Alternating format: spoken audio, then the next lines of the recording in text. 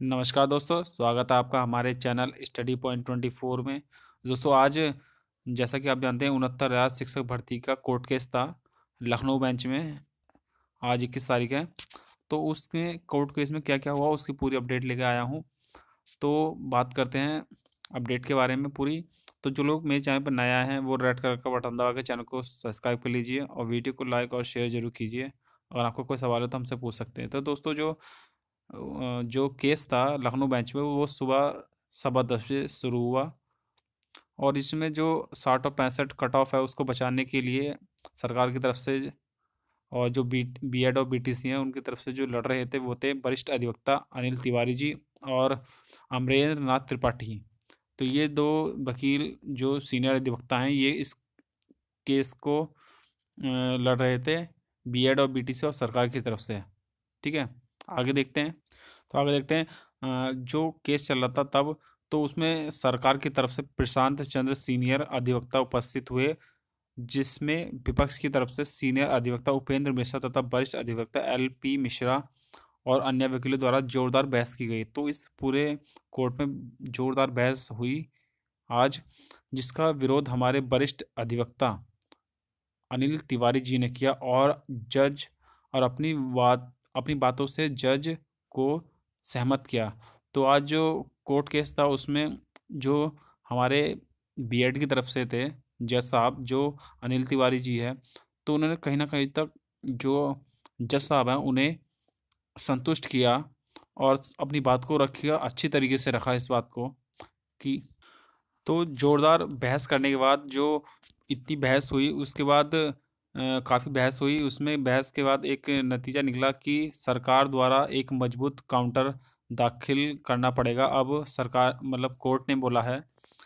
तो आगे देखते हैं, इसमें बहस दोनों पक्ष द्वारा मजबूत तरीके से रखा गया, दोनों द्वारा पक्षों को मजबूत तरीके से रखा गया।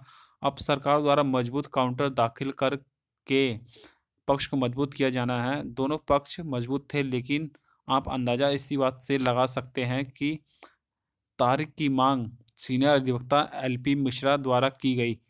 वो कहीं ना कहीं आज 60-65 का पक्ष रखे। अधिवक्ता श्री अनिल तिवारी जी के केस की विधिवत तैयारी का नतीजा है, यानी जो आज जो 18 तारीख को केस हुआ था उस टाइम जो सरकार की तरफ से वकील थे या फिर बीएड की तरफ से, तो बीएड की तरफ से तो नहीं थे, सही सरकार की तरफ से कोई अपना पक्ष नहीं रख पाए थे। लेकिन आज जो है, आज जब 21 तारीख को बहस हुई तो उसमें सरकार जो सरकार की तरफ से वकील थे उन्हें या फिर बीएड और बीटीसी ने जो किए थे उन्होंने अपना पक्ष सरकार कोर्ट के सामने बहुत अच्छी तरीके से रखा और उसका नतीजा ये रहा कि जो शिक्षा मित्रों की तरफ से जो वकील लड़ रहे थे उनको ये कहना पड़ गया कि हमें नेक्स्ट डे दी जाए, यानी 28 तारीख जो एलपी मिश्रा जी हैं उन्होंने नेक्स्ट डेट के लिए आग्रह किया जज साहब से।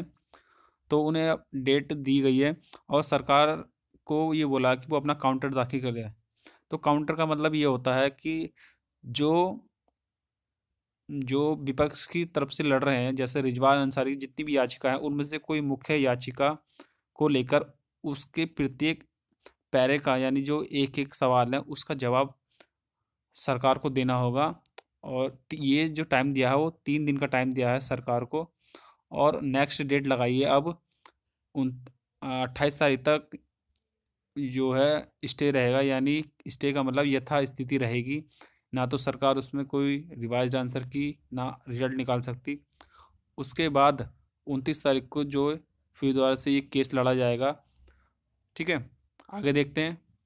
तो दोस्तों कुल मिलाकर जो आज जो विपक्ष यानी जो बीएड या बीटीसी या सरकार की तरफ से जो वकील लड़ रहे थे उन्होंने काफ़ी हद तक जो जज साहब हैं उन्हें संतुष्ट किया। और वरना जो थोड़े बहुत जज जो साहब हैं हमारे अगर संतुष्ट नहीं होते तो वो स्टे भी लिख सकते थे इस पर, क्योंकि जो जो बीएड और जो वकील साहब ने जो बीएड की तरफ से लड़ रहे थे उन्हें कहीं ना कहीं कामयाब हुए और उन्हें स्टे मिलने से रोका। जो कि अटकलें लगाई जा रही थी 18 जनवरी को जो जो केस हुआ था उसमें जज साहब ने सरकार पे अच्छा खासा जो है सख्त रुख अपनाया था। इसलिए अटकलें ये लगाई जा रही थी कि शायद ये जो केस है शिक्षा मित्रों के पक्ष में ना चला जाए।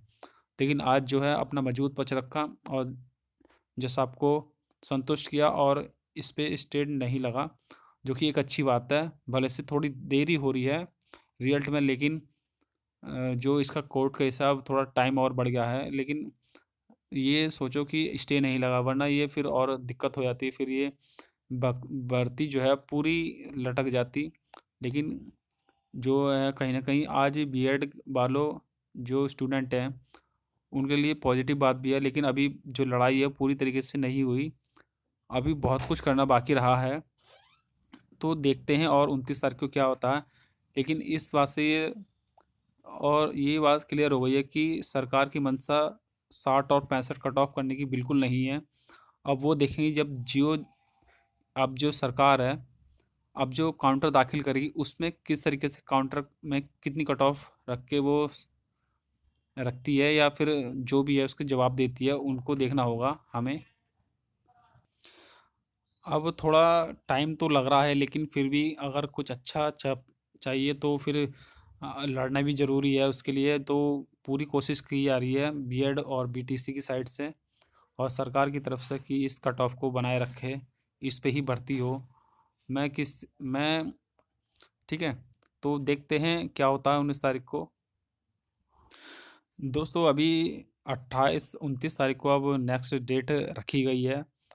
अब नेक्स्ट 29 तारीख को डेट को देखते हैं क्या रिजल्ट आता है। मैंने पहले भी बोला था कि 3 दिन में किसी केस का फैसला नहीं होता, डेट आगे बढ़ेगी ज़रूर, तो वही हुआ। डेट बढ़ी है फिर दोबारा से। और 29 तारीख को देखना कि उस दिन रिजल्ट फाइनल आता है या नहीं। अगर उस दिन रिजल्ट 29 तारीख को फाइनल होता है केस, तो आपकी जो प्रक्रिया है 25 फरवरी तक पूरी हो जाएगी, रिजल्ट और ज्वाइनिंग तक की। अभी कोई इतनी देर नहीं हुई है, लेकिन थोड़ी धैर्य बनाने के लिए बात है कि थोड़ा धैर्य बनाएं। जो बीएड और बीटीसी के जो पास स्टूडेंट हैं वो थोड़ा धैर्य बनाएं, जो भी होगा अच्छा होगा प्लीज़। ठीक है,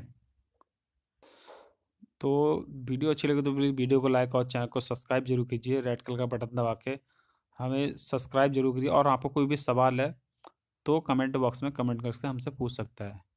ठीक है, थैंक यू।